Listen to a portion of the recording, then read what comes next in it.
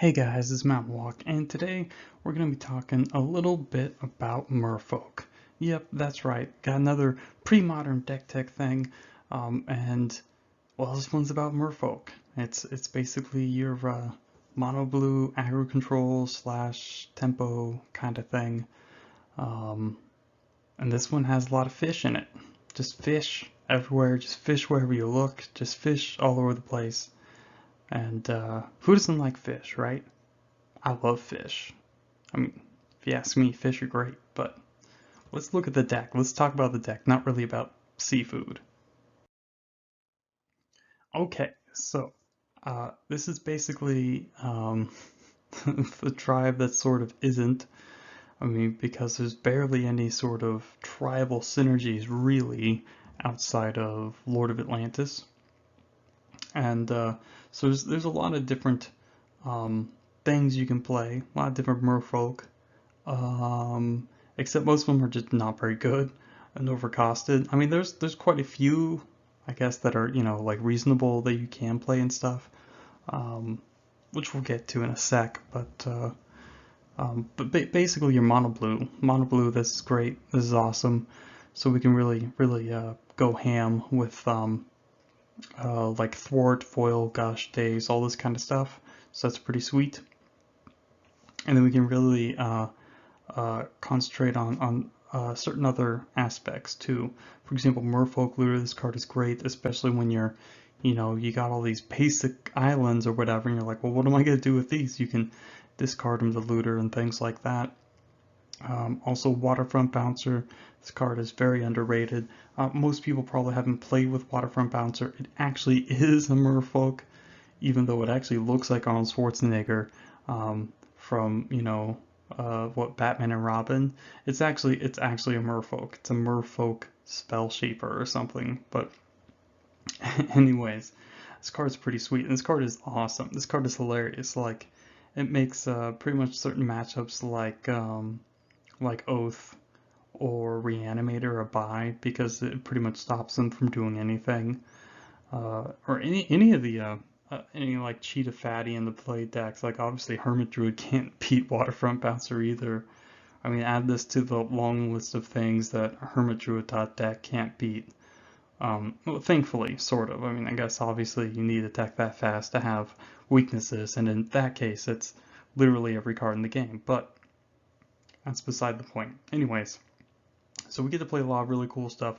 Again, back in the day, Waterfront Bouncer wasn't a Merfolk. I think it must have been errated around the time when we had, probably around the time of like 10th, no, 8th or ninth edition. I think it was probably ninth edition, where they changed like stuff like Goblin King and Lord of Atlantis to be actually of whatever tribe they buffed. So Goblin King, of course, became a Goblin Lord. Lord itself is now a now defunct creature type, but Noble is now a creature type, but that has like actual sort of like flavor implications. Anything that's a noble is like born of royal blood. I don't know, it's a little confusing now. It's a little confusing now. Maybe we'll see more lords in the past or the future or something. I don't know.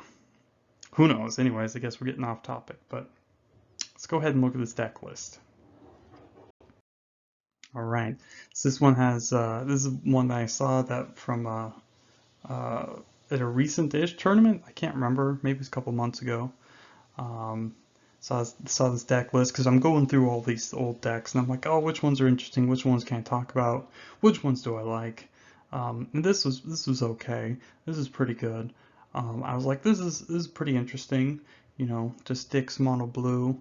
Um, and just plays a bunch of. I mean, obviously all the spells are like 100%. Like these are all good spells, so that's definitely a nice incentive.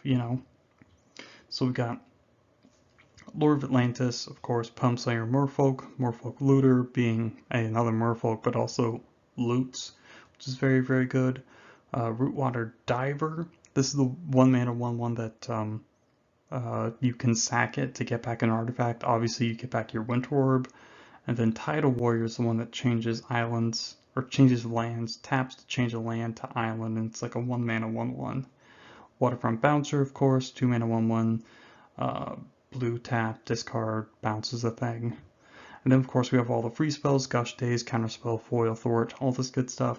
And Seal of Removal's a decent, piece of interaction. It's a good 1-drop. You can play it on turn 1 if you have nothing else to do.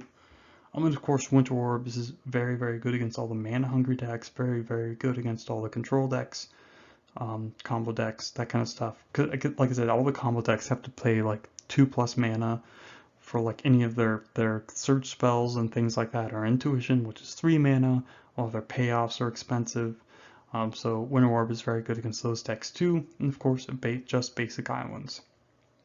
In the sideboard we got a Null against artifacts and enchantments, Boomerang against anything really, permanents, Chill and Hydroblast against red decks, of course, being a big issue, Hibernation against green decks, and Tormod's Crypt, just of course against a little bit more insurance against the graveyard-based decks, even though they all cry like a little bitch to Waterfront Bouncer. Like, look how ripped that dude is. He would rip your head off. He will rip your fucking head off. I don't have the picture up. I should have had the picture up, but just look it up. He is huge. Okay, so basically the whole plan of the deck is just play some dudes, counter some stuff, play Winter Orb when they tap out, or play it preemptively, or whatever. And that's basically the plan. I mean, this is really, really simple. Like, it's a little funny that the blue, I've always thought it was really funny, even now, really, like the blue like travel deck is just like this simple like beatdown deck. It's kind of amusing to me. So I mean, you would expect something different, but no, it's just beating down with lords and stuff. Obviously, you have a big problem against decks that like can kill your Lord of Atlantis. Decks that aren't blue, obviously, because then your dudes don't have Island Walk. Otherwise, you'd have to get your Tidal Warrior.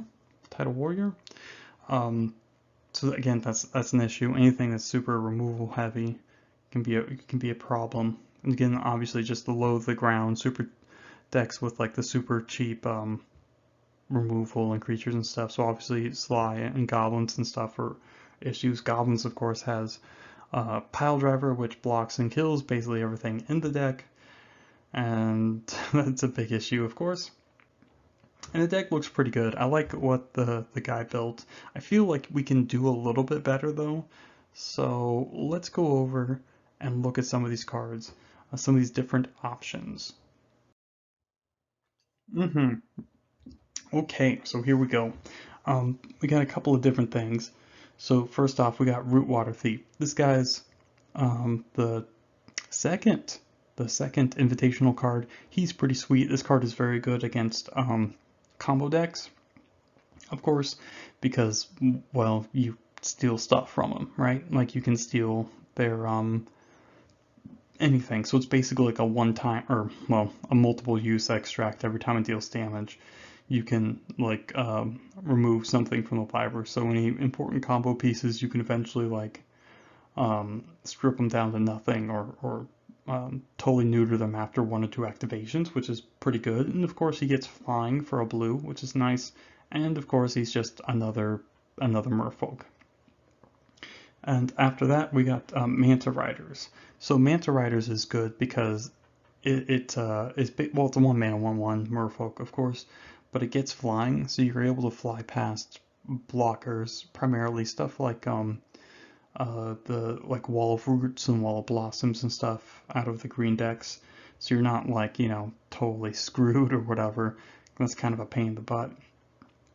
So Manta Riders is pretty nice in that respect. So I think playing at least a couple Manta Riders is pretty good, because you have so much counter magic. So if you wanted to like, get back to like you should be able to protect your Winter Orb. So cutting a couple of the what's it, Rootwater Divers, I believe. Yeah, cutting those guys, a couple of those guys for Manta Riders seems pretty good. And we have other main deck options too, of course. Spiketail Hatchling, Cloud of Fairies. Cloud of Fairies, of course, creates really, really great openings where, like turn 2, Cloud, you have Counterspell mana up. Or even just like Spiketail Hatchling, which really enhances the Daze plan, which is really great. So that's really nice.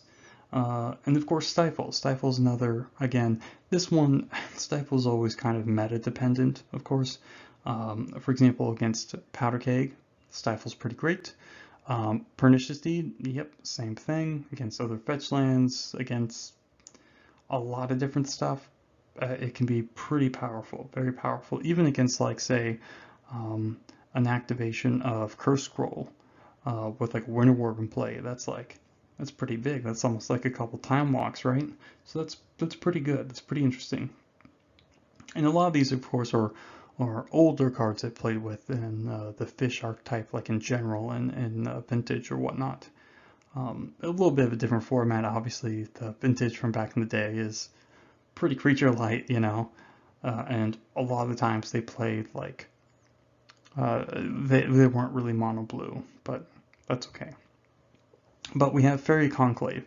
So if we're playing, like, I'm thinking like you can probably fit in easily. I think I would almost certainly make this switch of playing 2 Fairy Conclave instead of 2 islands, because it just gives you more threat density. Because your dudes are so dorky and easy to block and everything. The flying fairy, land is definitely a big game. Should be pretty helpful, pretty useful when you're just grinding stuff out. Obviously, you don't really want to draw too many or early. You only really want to draw one late game, just so you can, if you need another attacker or whatnot. And otherwise, it just, taps for blue mana. But you do need a lot of islands for all your free spells. So yeah, Fairy Conclave, I'd almost certainly play 1 or 2 at least. Probably two, I'm thinking. Um, yeah, and then of course you're still really basically immune to Wasteland and stuff. So pretty much the rest of this is mostly sideboard. Minor exception of Legacy's Allure. You could play Legacy's Allure main deck, like I've done it before in fish style decks or Merfolk style decks, I guess, a long time ago. But Legacy's Allure was pretty good at, obviously it was better than a removal spell because you steal the thing, so you can drop it preemptively, and then when they play something, you can steal it or whatever, and that's obviously very good. So that's pretty sweet, and it's a really good tempo tool along with like all the bounce spells, because you can bounce something and then put more counters on Legacy's Allure, and then when they replay it, then you can steal it, and so on. So that's pretty sweet. Then we have the obvious sideboard cards. For example, Hurkyl's Recall. I like Annul. I think Recall actually just fits in a little better with a lot of the like the Winter War mana denial plan, because they can waste their time like doing all that while you have all your stuff, and like then you just like hit them with the Hurkyl's Recall and like undo all that work, and your Winter Orb stays in play because it's only target players. You target them, of course, and being 2 mana is very, very good. And instant speed, of course, that too. I mean, you have stuff like Energy Flux and Null Rod as well, but I think this is good, like 2 of instead of Annul. And of course, Annul has obviously other applications against enchantments and stuff like that, but I think Hurkyl's Recall certainly playing 1 or 2 of in the sideboard would be pretty sweet. Envelop, again, one that may or may not be needed. I like Envelop. Again, it's certainly something to be considered because it's a 1-mana hard counter for any sorcery, so obviously this is very good against stuff like Wrath of God and all sorts of other things like that, Pyroclasm.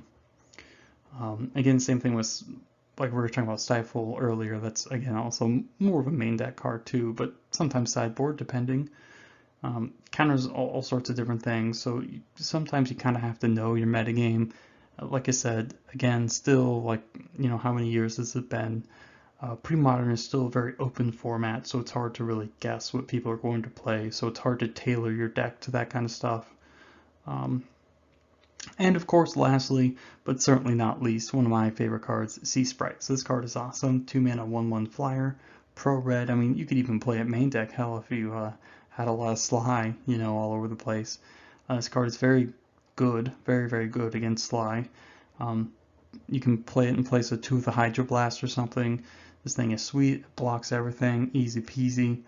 I mean, you really can't go wrong with this guy or girl. fairy, really. It's a fairy. It's a fairy. But yeah, so there's actually quite a bit of tweaking you can do if you. And of course, the other thing too is like playing stuff like Spiketail Hatchling and Cloud of Fairies and so on insulates you against Engineer Plague. I mean, Plague probably isn't resolving. You have like 1.5 million counter spells, but it is something to consider, of course. So yeah, that's something definitely to think about. Yeah. And yep, so that's pretty much it. I mean, game plan is pretty simple for these kind of decks. Pretty easy. It's not very hard. I mean, like you need to know your opponent's deck so you know what to counter it when, with what spells and stuff. Do I daze it? Do I hard counter it? Blah blah blah. That kind of stuff. But yeah, you get to play Gush. I mean, that's awesome. Like, you get to play Gush. You don't have to do any tricks to play it. You just play a bunch of islands and play Gush. Yeah, Gush is one of my favorite cards. This card's totally great. It's super great with Merfolk Looter. Looter itself is just so like if people haven't played with Merfolk Looter, I mean, there's a reason they don't really put this card in limited sets too often these days. This card is just totally. It's kind of similar to like Library of Alexandria, like the effect it has on games. You're just drawing twice as many cards and you're never flooding. And if you are flooding, you're just discarding lands and making all of your land drops when needed. I mean, it's just totally insane. Like Looter's so good. And then with stuff like Gush and all your other stuff like Daze and Thwart, returning lands to your hand, it gives you more stuff to discard. And of course, Waterfront Bouncer itself is an insane tempo play, and it just makes like 3 and 4 mana cards look silly. Couple that with our good friend Winterorb. I mean, you're all polar bears roaring at this point, right? So yeah, it's sweet. I mean, if people haven't played with Merfolk Looter before, this card is awesome. That there are actual travel synergies is pretty great. Oh, I guess I should have mentioned. It was a bunch of cards I could have mentioned, but the other one I think it's called Tidal Courier, which is basically the Merfolk ringleader from Apocalypse. That's also another possible card we could play in the sideboard. It probably won't do anything better than Cantrip because we're only playing like 20 Merfolk. So yeah, that is another possibility if you want to get even deeper on the tribal stuff, but probably not. But it is something to remember that they did print a Merfolk ringleader. No Merfolk matron, unfortunately, so we'll just have to make do with our 4 Lord of Atlantis. But yeah, that's it. That's it, guys. So thanks for stopping by. And I hope you enjoyed this. I hope you're flapping around with your tails in the water and you're swimming all over the place. So that's pretty cool. That's pretty cool. All right, so thanks for stopping by and have a nice day.